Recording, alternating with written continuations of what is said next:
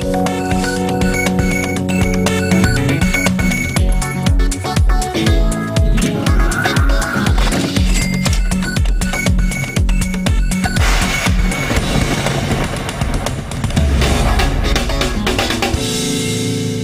Evening and welcome to money Guru. मैं हूं स्वाति राणा और हर शुक्रवार की तरह आज भी हम लेकर आए हैं वुमेन स्पेशल। खासतौर पर महिलाओं के लिए आप कैसे एक स्मार्ट इन्वेस्टर बन सकती है, म्यूचुअल फंड में कैसे इन्वेस्ट कर सकती हैं और खासतौर पर 55 साल की उम्र तक 5 करोड़ का रिटर्न कैसे आप पा सकती है, इस पर आज हमारा फोकस रहेगा मनी गुरु के एपिसोड में।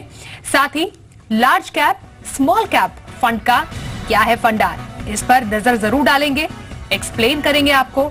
साथ ही इक्विटी म्यूचुअल फंड में निवेश के क्या है फायदे, इसको भी आज हम जानने की कोशिश करेंगे आप सभी के लिए। और इस पर चर्चा करने के लिए हमारे साथ आज बने हैं SEBI certified financial planner Jitendra Solanki. Jitendra, आपका बहुत स्वागत है मनी गुरु में।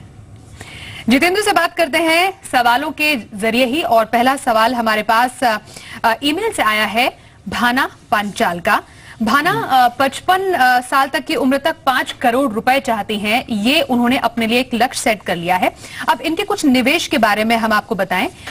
34 वर्ष इनकी उम्र है और कुछ ऑलरेडी निवेश कर चुकी हैं। ICICI Pru value discovery fund में 3000 पर महीने इनका निवेश है। एसबीआई इमर्जिंग बिजनेस फंड में 3500 रुपए प्रति महीने निवेश करती है। रिलायंस ग्रोथ फंड में 2500 रुपए प्रति महीना ये निवेश करती है। साथ ही Tata mid cap growth fund में 3000 रुपए प्रति महीना इनका निवेश। अब ये निवेश पिछले 2 साल से कर रही हैं और जब बाजार नीचे था तब इन्होंने लगभग 1.5 लाख और निवेश किए। अब इनका जो टारगेट है वो है 55 साल की उम्र तक 5 करोड़ रुपए रिटर्न कमाना। तो इन टोटल इनका 12,000 रुपए तक का निवेश है।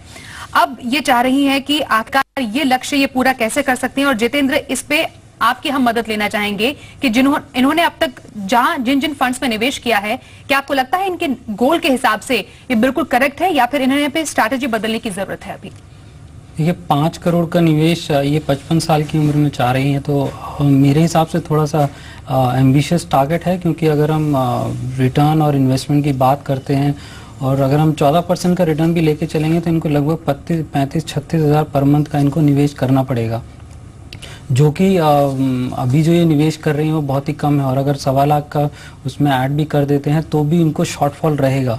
तो सबसे पहले तो इनको अपना ये गोल रिविजिट करना होगा, क्योंकि जैसा मैंने कहा कि ये थोड़ा एम्बिशियस टारगेट है। तो इसके लिए इनको देखना होगा कि ये 5 करोड़ से कम की रकम ठीक रहेगी या ये अपने 55 साल से 60 साल की उम्र कर सकते हैं, उसको बढ़ा सकते हैं, या ये अपना कंट्रीब्यूशन बढ़ा सकती हैं, क्या स्ट्रैटेजी ले सकती हैं, ये इनको देखना होगा। बट एक बार इनको रिविजिट करना होगा।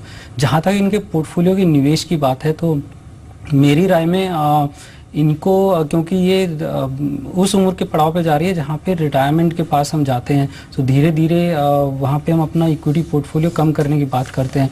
तो इनको ज़्यादा मिड कैप में एक्सपोजर ना लेके अपना मिड कैप को 25-30% पे रेस्ट्रिक्ट रखे, ये लार्ज कैप फंड्स की तरफ ज़्यादा जाएं, जिससे कि इनके पोर्टफोलियो में कंसिस्टेंसी आएगी। जो भी फंड्स ये निवेश कर रहे हैं उसमें कुछ मिड कैप फंड्स हैं, कुछ लार्ज कैप फंड्स हैं, तो वो तो अपने पोर्टफोलियो को देखें कि जो मिड कैप फंड का जो एक्सपोजर है वो 25-30% तक रेस्ट्रिक्ट रहे, बाकी 75% लार्ज कैप फंड्स में निवेश करके इनको एक अच्छा इन्वेस्टमेंट पोर्टफोलियो बना सकती हैं।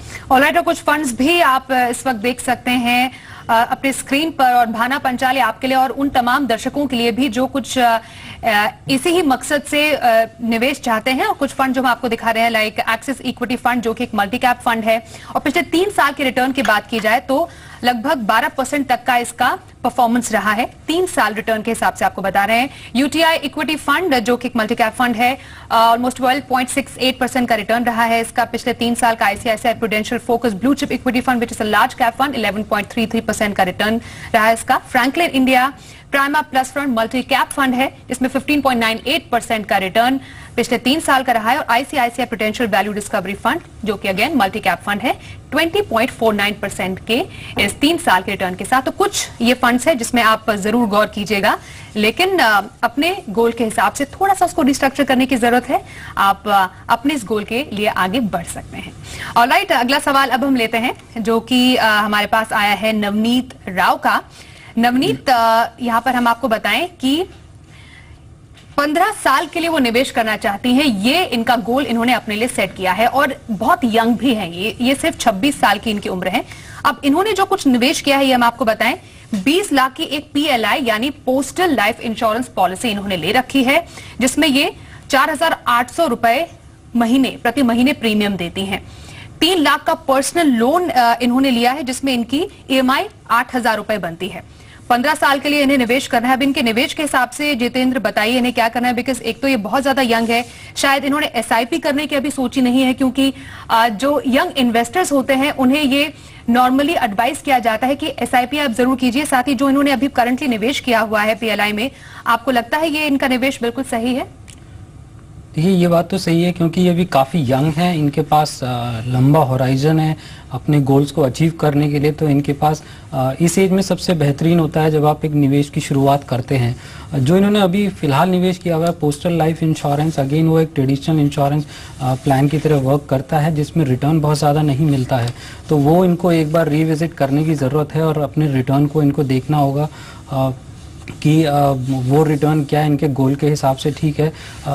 जहाँ तक लंबी अवधि की निवेश की बात है, तो ऐसी यंग एज में जब आप करते हैं तो इन्फ्लेशन एक बहुत बड़ा कंसिडरेशन होता है। लॉन्ग टर्म में इन्फ्लेशन को कैसे बीट किया जाए, उसके लिए इक्विटीज़ में निवेश करना 15 से 20 साल के होराइजन के लिए बहुत ही अच्छा होता है।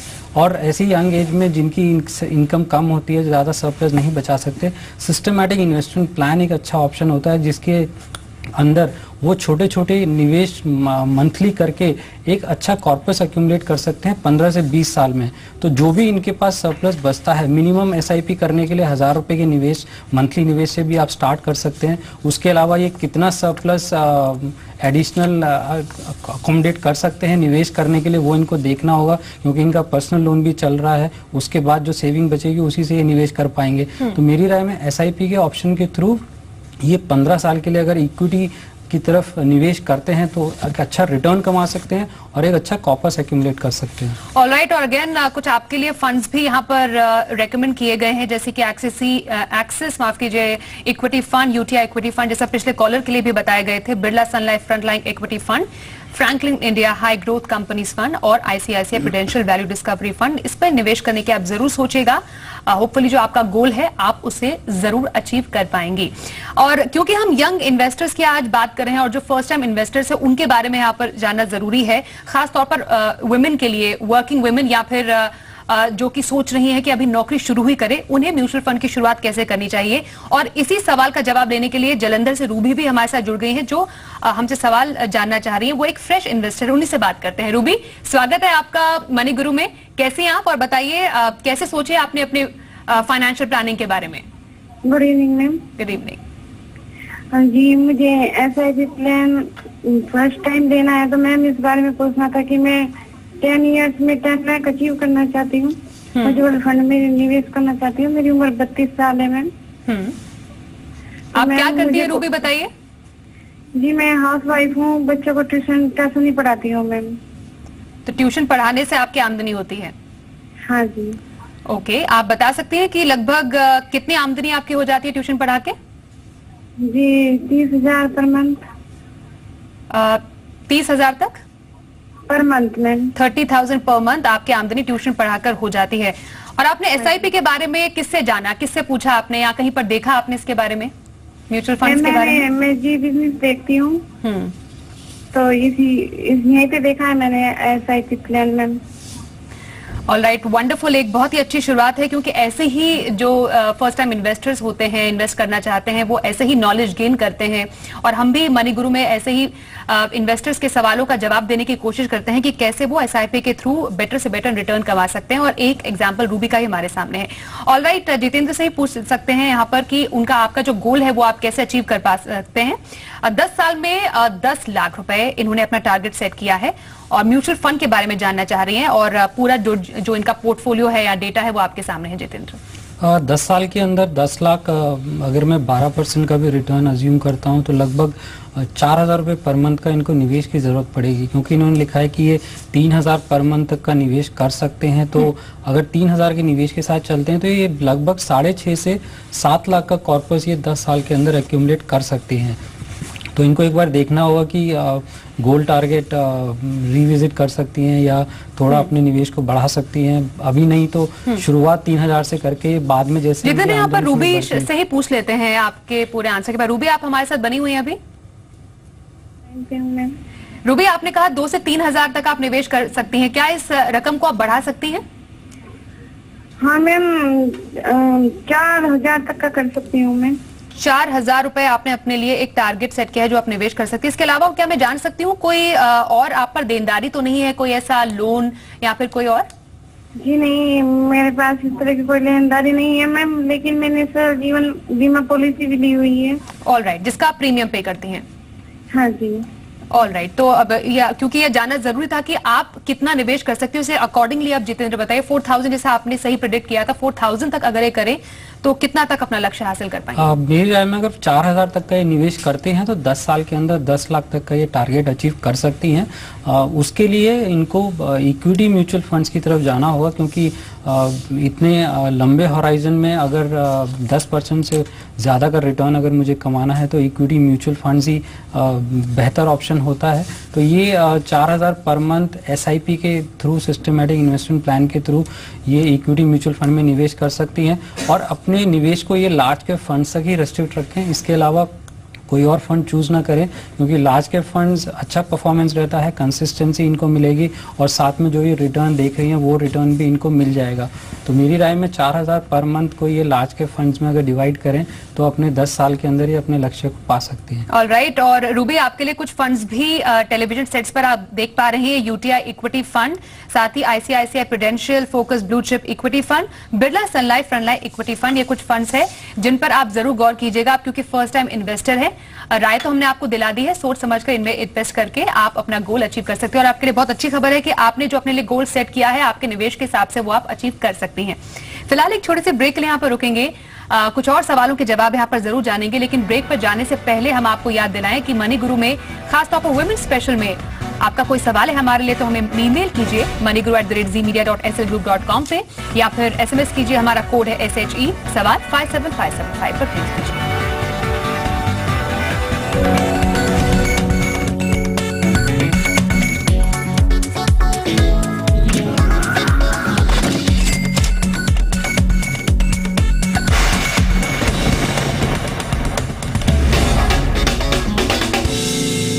स्वागत है आप सभी का मनी गुरु में, और खास तौर पर हम लेकर आए हैं आज वुमेन स्पेशल, खास तौर पर महिलाओं के लिए निवेश के बेहतर तरीके। अगला सवाल लेते हैं, हमारे साथ गाजियाबाद से शोभा गुप्ता का सवाल है, जो कि अपने पोते के लिए निवेश करना चाह रही हैं और बताएं 12 साल में 20 लाख तक इन्होंने अपने लिए एक टारगेट सेट किया है। अब ये कह रही हैं कि अब ये जो लक्ष्य है वो कैसे हासिल कर सकती हैं। शोभा जी से ही बात कर लेते हैं। शोभा जी, आपका बहुत स्वागत है मनी गुरु में। बताइए, आपने अब लिखा है कि ग्रैंडसन के लिए इन्वेस्ट करना चाह रही है, कुछ बताइए इसके बारे में, कुछ तैयारी कर ली है आपने इसके लिए?